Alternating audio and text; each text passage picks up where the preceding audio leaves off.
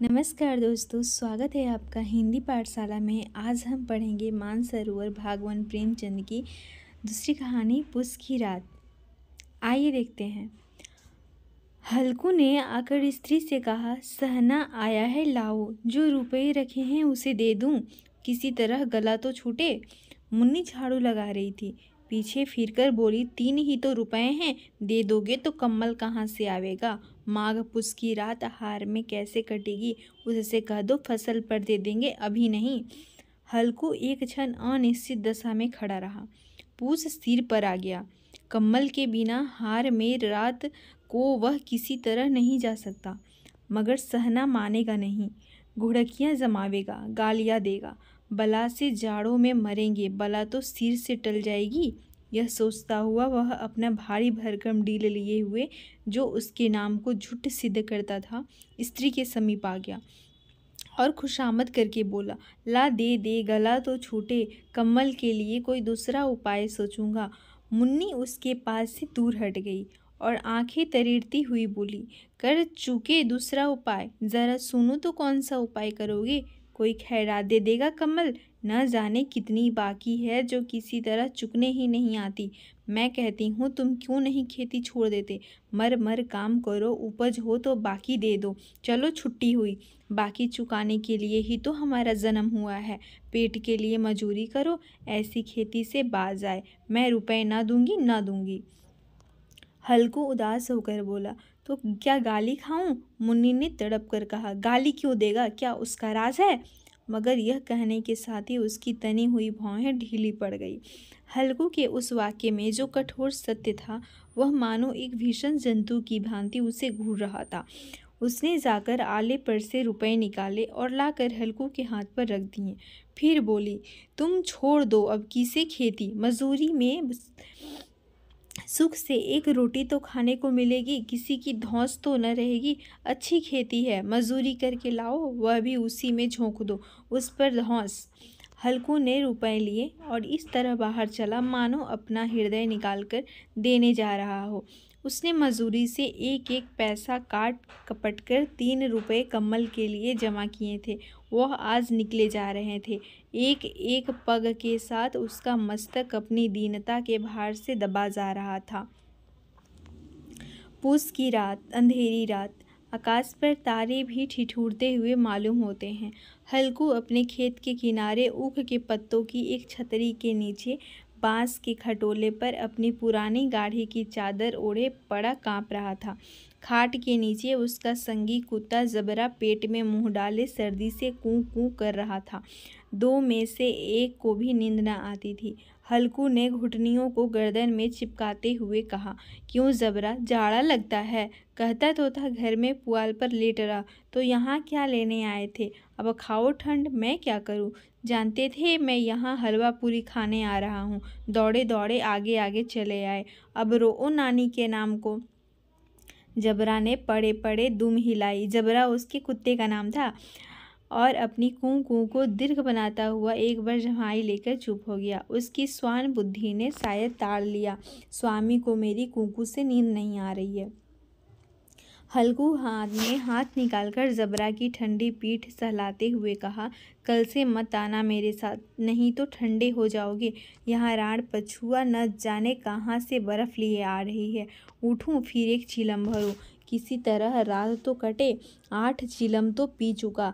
यह खेती का मजा है। और एक एक भगवान ऐसे पड़े हैं जिनके पास जाड़ा जाए तो गर्मी से घबरा कर भागे। मोटे मोटे गद्दे, लिहाफ, कम्बल, मजाल है जाड़े का गुजर हो जाए। तकदीर की खूबी, मजूरी हम करें, मजा दूसरे लूटें। हल्कू उठा, गड्ढे में से जरा सी आग निकालकर चिलम भरी। जबरा भी उठ बैठा। हल्कू ने चिलम पीते हुए कहा, पिएगा चिलम, जाड़ा तो क्या जाता है, जरा मन बदल जाता है। जबरा ने उसके मुंह की ओर प्रेम से छलकती हुई आंखों से देखा। हल्कू, आज और जाड़ा खा ले, कल से मैं यहाँ पुआल बिछा दूंगा, उसी में घुसकर बैठना, तब जाड़ा ना लगेगा। जबरा ने अपने पंजे उसकी घुटनियों पर रख दिए और उसके मुंह के पास अपना मुंह ले गया। हल्कू को उसकी गर्म सांस लगी।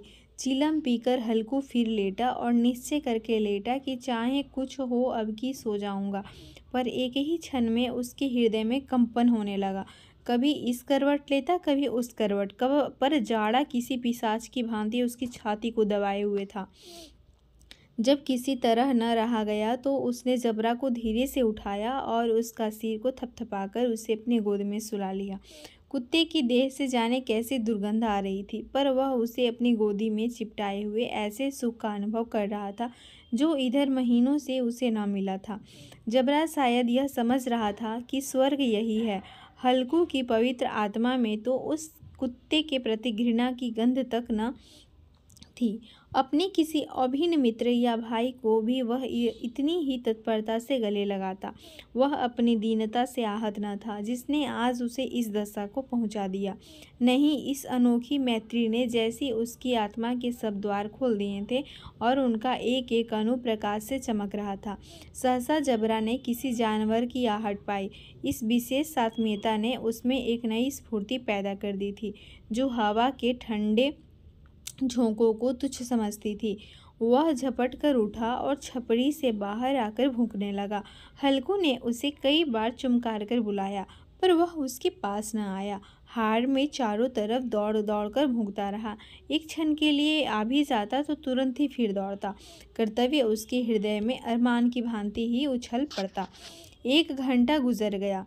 रात ने शीत को हवा से धधकाना शुरू किया। हल्कू उठ बैठा और दोनों घुटनों को छाती से मिलाकर सिर को उसमें छिपा लिया। फिर भी ठंड कम न हुई। ऐसा जान पड़ता था सारा रक्त जम गया है, धमनियों में रक्त की जगह हिम बह रहा है।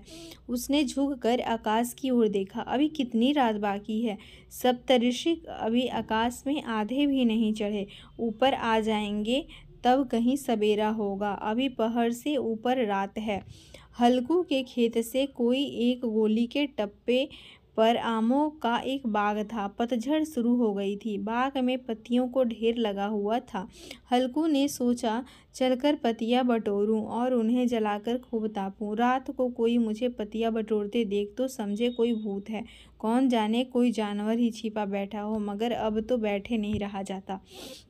उसने पास के अरहर के खेत में जाकर कई पौधे उखाड़ लिए और उनका एक झाड़ू बनाकर हाथ में सुलगता हुआ उपला लिए हुए बगीचे की तरफ चला। जबरा ने उसे आते देखा तो पास आया और दुम हिलाने लगा। हल्कू ने कहा, अब तो नहीं रहा जाता जबरू, चलो बगीचे में पत्तियां बटोरकर तापे। टाँठे हो जाएंगे तो फिर आकर सोएंगे, अभी तो बहुत रात है।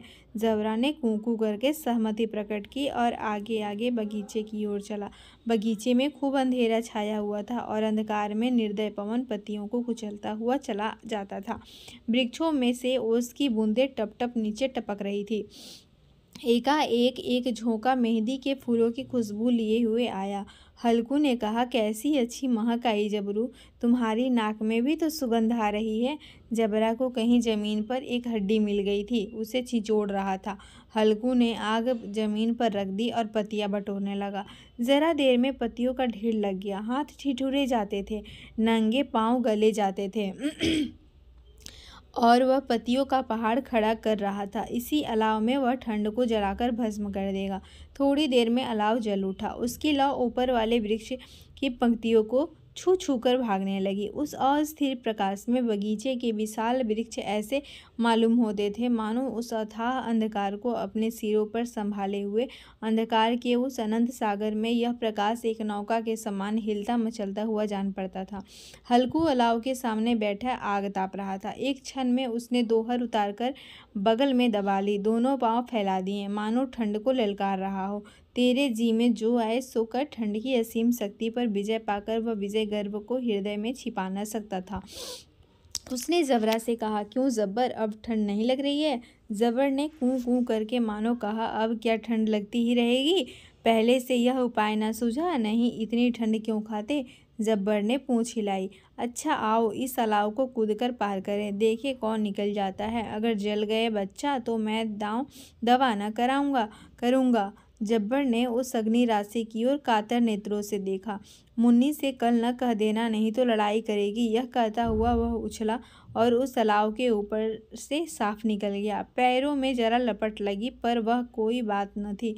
जबरा आग के गिर्द घूमकर उसके पास आ खड़ा हुआ। हल्कू ने कहा, चलो चलो, इसकी सही नहीं, ऊपर से कूद कर आओ। वह फिर कूदा और अलाव के इस पार आ गया। पत्तियां जल चुकी थीं। बगीचे में फिर अंधेरा छा गया था। राख के नीचे कुछ कुछ आग बाकी थी, जो हवा का झोंका आ जाने पर जरा जरा जाग उठती थी। एक क्षण में फिर आंखें बंद कर लेती थी। हल्कू ने फिर चादर ओढ़ ली और गर्म राख के पास बैठा हुआ एक गीत गुनगुनाने लगा। उसके बदन में गर्मी आ गई थी, पर ज्यों-ज्यों शीत बढ़ती जाती थी उसे आलस से दबाए लेता था। जबरा जोर से भूंककर खेत की ओर भागा। हल्कू को ऐसा मालूम हुआ कि जानवरों का एक झुंड खेत में आया है। शायद नीलगायों का झुंड था। उनके कूदने की आवाज़ें साफ कान में आ रही थी। फिर ऐसा मालूम हुआ कि खेत में चर रही हैं। उनके चबाने की आवाज़ चर-चर सुनाई देने लगी। उसने दिल में कहा, नहीं, जबरा के होते कोई जानवर खेत में नहीं आ सकता। नोच ही डाले। मुझे भ्रम हो रहा है। कहाँ? अब तो कुछ सुनाई नहीं देता। मुझे भी कैसा धोखा हुआ। उसने जोर से आवाज़ लगाई, जबरा जबरा। जबरा भूंकता रहा, उसके पास न आया। फिर खेत के चरे जाने की आहट मिली। अब वह अपने को धोखा न दे सका। उसे अपनी जगह से हिलना जहर लग रहा था। कैसा दंदाया हुआ था इस जाड़े पाले में खेत में जाना, जानवरों के पीछे दौड़ना। असहाय जान पड़ा। वह अपनी जगह से ना हिला। उसने जोर से आवाज़ लगाई, लीहो लीहो लीहो।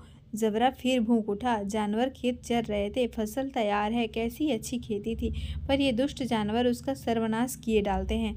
हल्कू पक्का इरादा करके उठा और 2-3 कदम चला, पर एकाएक हवा का ऐसा ठंडा चुभने वाला बिच्छू के डंक का सा झोंका लगा कि वह फिर बुझते हुए अलाव के पास आ बैठा और आग को कुरेदकर अपनी ठंड देह गरमाने लगा। जबरा अपना गला फाड़ डालता था। नीलगायें खेत का सफाया किए डालती थी और हल्कू गर्म राख के पास शांत बैठा हुआ था। और अकमन्यता ने रस्सियों की भांति उसे चारों तरफ से जकड़ रखा था। उसी राख के पास गर्म जमीन पर वह चादर ओढ़कर सो गया। सवेरे जब उसकी नींद खुली तब चारों तरफ धूल फैल गई थी और मुन्नी कह रही थी, क्या आज सोते ही रहोगे? तुम यहाँ आकर रम गए और उधर सारा खेत चौपट हो गया। हल्कू ने उठकर कहा, क्या तू खेत से होकर आ रही है? मुन्नी बोली, हाँ, सारे खेत का सत्यानाश हो गया। भला ऐसा भी कोई सोता है? तुम्हारे यहाँ मड़ैया डालने से क्या हुआ? हल्कू ने बहाना किया, मैं मरते मरते बचा। तुझे अपने खेत की पड़ी है? पेट में ऐसा दर्द हुआ कि मैं ही जानता हूँ। दोनों फिर खेत के डांड पर आए। देखा, सारा खेत रौंदा पड़ा है और जबरा मड़ैया के नीचे चित लेटा है, मानो प्राण ही न हो। दोनों खेत की दशा देख रहे थे। मुन्नी के मुख पर उदासी छाई थी, पर हल्कू प्रसन्न था। मुन्नी ने चिंतित होकर कहा, अब मजदूरी करके मालगुजारी भरनी पड़ेगी। हल्कू ने प्रसन्न मुख से कहा, रात को ठंड में यहाँ सोना तो न पड़ेगा। अगर आपको ये कहानी पसंद आए तो चैनल को लाइक, शेयर और सब्सक्राइब ज़रूर करें। धन्यवाद।